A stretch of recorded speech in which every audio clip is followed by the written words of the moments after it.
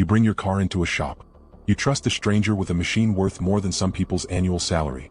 And most of the time, it's fine. But sometimes, you hand your keys to someone who sees you as a walking ATM. Someone who thinks you're too dumb, too polite, or too busy to notice. In this video you're going to meet 3 mechanics who made that mistake. One tried a cheap filter scam on a woman he thought was an easy target. She wasn't. One took a customer's sports car on a high-speed joyride, and lied about it to the owner's face. Big mistake. But the last one? The last one caused an oil leak, refused to take responsibility, and told the customer, a lawyer, to prove it. So the lawyer did. He documented everything. He let the engine seize. And then he filed a lawsuit that didn't just cost the shop thousands. It cost them everything. The doors are closed now. This is mechanics who picked the wrong customer.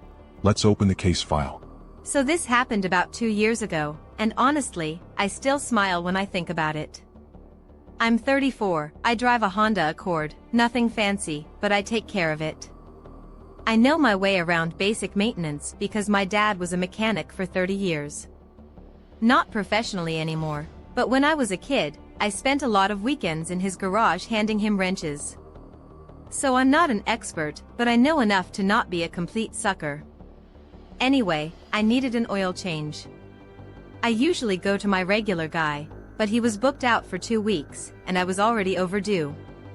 So I figured, fine, I'll just hit one of those quick lube chain places near my office. In and out. Simple. I pull in, and immediately I notice the guy at the counter looking me up and down. I'm in business casual, blazer, nice shoes. I look like someone who doesn't know a carburetor from a catalytic converter. And I see him clock that. He's all smiles. Just an oil change today, ma'am? I say yes. He tells me it'll be about 20 minutes. Now here's the thing. I've heard all the scam stories. The classic one is the air filter trick. Basically, they pull your air filter, show you a filthy one from the back room, and say, yikes, look at this, you really need to replace it. And then they charge you $50 to $80 for a filter that costs $15 at AutoZone. So before I walked in, I did something my dad taught me. I popped my hood in the parking lot, pulled out my air filter, and drew a small mark on it with a black Sharpie. Just a little squiggle in the corner. Took 10 seconds. 20 minutes later, the guy comes back out. Big concerned face. Ma'am, I gotta show you something. He walks me over to the service bay, holding an air filter like it's a dead rat. This thing is disgusting. Caked in dirt, leaves, maybe some kind of insect nest. It looks like it's been in a car that drove through a sandstorm and then sat in a swamp. He says, this is your filter. I really recommend replacing it today. It's affecting your engine performance, and honestly, it could be a safety issue. I nod. Very serious face. Can I see it for a second? He hands it to me. I turn it over slowly. No Sharpie mark. I look him dead in the eyes and say, that's interesting. Because I marked my air filter before I came in. And this isn't it. The color drains from his face. He stammers something like, oh, maybe I grabbed the wrong one. I cut him off. No. You grabbed a prop filter from the back to scam me into a $70 charge. I'd like to speak to your manager. The manager comes out. I explain what happened. I show him my actual filter, still in the car, still clean, still with my little Sharpie mark right there in the corner. The manager apologized. Gave me the oil change for free. And the guy who tried to scam me? I saw him cleaning the bathroom when I walked out. Look, I'm not saying every mechanic is shady. Most aren't. But if you're going to try to hustle someone, maybe don't pick the one whose dad spent 30 years teaching her exactly how your scam works. 30 seconds. That's all it took. A Sharpie, a little preparation, and a con man caught with grease on his hands and egg on his face. People underestimate quiet confidence. They see a woman in a blazer and think, easy mark. They don't consider that maybe, just maybe, she's 3 steps ahead. But that was a small-time hustle. A $50 scam. Petty theft with a smile. Our next story? The crime wasn't a fake filter. It was a joyride. And the customer didn't just catch the guy. He made him confess in front of a lobby full of witnesses. Alright, so I need to give some background here because this story doesn't make sense without it. I'm 41. I work in software sales, and I do pretty well. About 3 years ago, I bought myself a dream car, a Porsche 911 Carrera. Not the most expensive model, but still, we're talking a six-figure car. I saved for years. It's my baby. Now, I'm not one of those guys who's paranoid about every little thing. But I am observant. And after a few service visits to the dealership, I started noticing stuff. Little things. The seat position would be slightly off when I got the car back. The mirrors would be adjusted. One time, I swear the radio preset was changed. I thought, okay, maybe I'm being paranoid. Maybe they just moved it around the lot and forgot to reset things. But then I checked the trip odometer. I'd noted the mileage before I dropped it off. Basic habit. When I picked it up, 12 extra miles. 12 miles for what was supposed to be a brake inspection. That's not moving it around the lot. That's a trip. So I didn't say anything. Not yet. Instead, I went on Amazon and bought a small dashcam, one of those ones that tucks behind the rearview mirror and records even when the car is off. Motion activated. Uploads to the cloud. Cost me about $150. Best money I ever spent. 2 weeks later, I bring the car in for an oil change. I tell them I'll be back in an hour. I go across the street to a coffee shop with my laptop. And I wait. About 20 minutes in, I get an alert on my phone. Motion detected. I open the app. I'm watching live as some guy, not in a dealership uniform, just a polo shirt, starts my car, revs the engine, and pulls out of the lot. My heart is pounding. I'm thinking, is this a theft? Do I call the cops? But then I see him turn onto a back road. And he floors it. This guy is doing 90 in a 45 zone. He's taking corners hard. He's laughing. I can hear him through the audio saying stuff like, "This thing is insane," and "Dude, feel that torque." He's on the phone with someone. Bragging. He joyrode my car for about 15 minutes, then brought it back, parked it, and walked away like nothing happened. I saved the footage. Then I walked back to the dealership. Here's where I could have just shown the manager and gotten the guy fired. But honestly, after watching this dude abuse my car and laugh about it, I wanted more than that. I wanted him to lie to my face first. So I go to the service counter and say, "Hey, just curious, did anyone drive my car while it was here?" The seats adjusted weird. The service advisor calls over the guy. Same polo shirt. Same smug face. He says, "Nope. We just moved it into the bay and back out. Standard procedure." I nod. So nobody took it off the lot? No, sir. Absolutely not. I said, "Okay. Cool. Hey, do you guys have a TV in the lobby? I want to show you something. There's this big flat screen they use for promos and customer testimonials." I asked the manager if I could plug in my phone real quick. He looked confused but said sure. And then I played the footage. Full volume. The whole lobby, maybe 8-10 people, watching this guy rip through backroads at 90 miles an hour in my car. The room went dead silent. The guy's face went white. He started stammering, that's not I can explain. The manager cut him off. "Go to the back. Now." He was fired that day. I found out later they also filed a police report for unauthorized use of a vehicle. I didn't press charges personally, but I made it very clear I had the footage and would use it if I ever saw that guy near a customer's car again. Oh, and the dealership? They comped my next 3 service visits and gave me a written apology from the regional manager.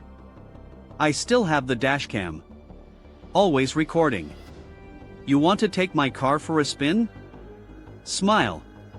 You're on camera. That man stood in a lobby full of witnesses and watched his own career end on a flat-screen TV. Poetic. But here's the thing about that story, it was satisfying, sure. A public shaming. A firing. A slap on the wrist from the law. But no one lost their business. No one lost their livelihood. Our final customer? He didn't want embarrassment. He wanted destruction. And he got it. See, when you cause damage to someone's car and refuse to take responsibility, most people just eat the cost. They complain online. They leave a bad Yelp review. They move on. But what happens when the customer you stiff is a lawyer? A lawyer who knows exactly how to build a case. A lawyer who's willing to let his engine die, just so he can prove you killed it? This is the story that ended a business. All right, buckle up. This one's long, and it's brutal, and I'm not even a little bit sorry about how it ended. I'm a lawyer. Specifically, I do contract litigation, corporate stuff, mostly. I don't handle personal injury or car cases, but I know how evidence works. I know how to document, and I know how to build a case that leaves no room for doubt. I'm telling you this because it's important context for what I did. About 4 years ago, I had a 2018 BMW 5 Series. Nice car. Not flashy, but reliable. I'd been going to the same independent shop for years. Not a dealership, just a local garage with decent reviews. Let's call it Mike's Auto. One day I bring it in for a routine service, oil change, tire rotation, the usual. They say it'll be ready by end of day. Fine. I pick it up that evening. Everything seems normal. 2 days later, I'm driving to work and I notice a burning smell. Not strong, but definitely there. I pull over, pop the hood, and I see it immediately. Oil. Leaking. Everywhere. There's a trail of it running down the engine block. The drain plug wasn't seated correctly. Maybe it was cross-threaded. Maybe it was just loose. I don't know exactly what happened during the service, but the result was clear. Oil was leaking, and it had been leaking since I left their lot. I took pictures, 12 of them, time-stamped. Then I drove it straight back to Mike's Auto. I walk in, explain what happened, show them the photos. The owner, Mike himself, comes out, looks under the car, and says the words that sealed his fate. That wasn't us. You probably drove over something. Not our problem. I asked him to check the drain plug. He refused. Said I was trying to blame them for my own issue. I stayed calm. I said, I'm going to give you one chance to make this right. You fix whatever you did wrong, and we're good. Otherwise, I'll be forced to escalate. He laughed. Literally laughed. He said, escalate? What are you going to do, sue me? Good luck proving anything. I said, okay. And I left. Now here's where most people would panic. They get the car fixed somewhere else, eat the cost, and leave an angry Google review. But I'm not most people. And I realized something important. If I got the car repaired now, the evidence was gone. The shop could claim I tampered with it, or that the second shop made it worse, or whatever. But if I didn't repair it, and the engine failed because of their negligence, and I had documentation proving I notified them of the issue, and they refused to act, then I had a slam-dunk case. So I made a decision that sounds insane, but hear me out. I kept driving. I documented everything. Every day. I took photos of the oil level. I kept receipts showing I was adding oil just to keep it running. I took videos of the leak getting worse. I saved every text I sent to the shop asking them to reconsider, and every non-response. I built a paper trail a mile long, and after about 3 weeks, the engine seized. I was doing maybe 40 on a back road when it happened. The car shuddered. There was a horrible grinding noise, and then nothing. Dead engine. I had it towed to an independent mechanic, not Mike's, who documented the cause of failure. Oil starvation due to a leaking drain plug that was improperly installed. He put it in writing. Signed. Then I filed suit. I sued Mike's Auto for the cost of a full engine replacement, about $14,000. I added the towing fees. I added the rental car costs for the weeks I was without transportation. I added the independent inspection fees. And because I'm a lawyer and I represented myself, I added my time as billable hours at my standard rate. The total claim? Just over $28,000. Mike tried to fight it. He hired some local attorney who clearly didn't understand what he was walking into. They claimed I was lying. They claimed I caused the damage myself. They claimed I should have stopped driving the moment I noticed the leak. And that's when I buried them. I presented my photos, timestamp, dated, showing the leak started within 48 hours of their service. I presented the text messages where I asked them to fix it, and they refused. I presented the independent mechanic's report. I presented the oil purchase receipts, showing I was trying to keep the car alive while giving them every chance to take responsibility. And then I presented their own Yelp and Google reviews. 7 other customers in the past 2 years complaining about the same issue. Loose drain plugs. Oil leaks after service. This wasn't a one-time mistake. This was a pattern. The judge ruled in my favor. Full amount, $28,000 plus court costs. Mike didn't have the cash. The shop was already struggling. Turns out when you're sloppy and rude, word gets around. He tried to set up a payment plan, but he defaulted after 2 months. I put a lien on the business. 6 months later, Mike's Auto closed its doors.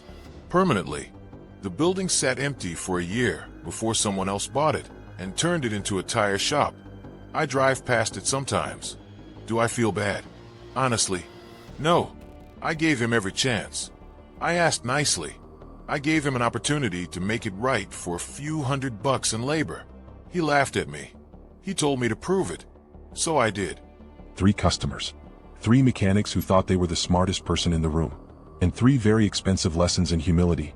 The first one learned that a woman with a Sharpie is not to be underestimated. The second learned that dashcams don't forget. And the third? He learned that when you tell a lawyer to prove it, sometimes they will. We like to think we can spot the easy marks. The ones who won't fight back. The ones who'll just pay the bill and move on. But every now and then you roll the dice on the wrong customer. And when that happens, you don't just lose the sale. You lose everything. If you've got a story about a mechanic, or anyone, who tried to scam you and got what they deserved, drop it in the comments. I read every single one. And if this is your first time in the archive, hit that subscribe button. I'll see you in the next case file.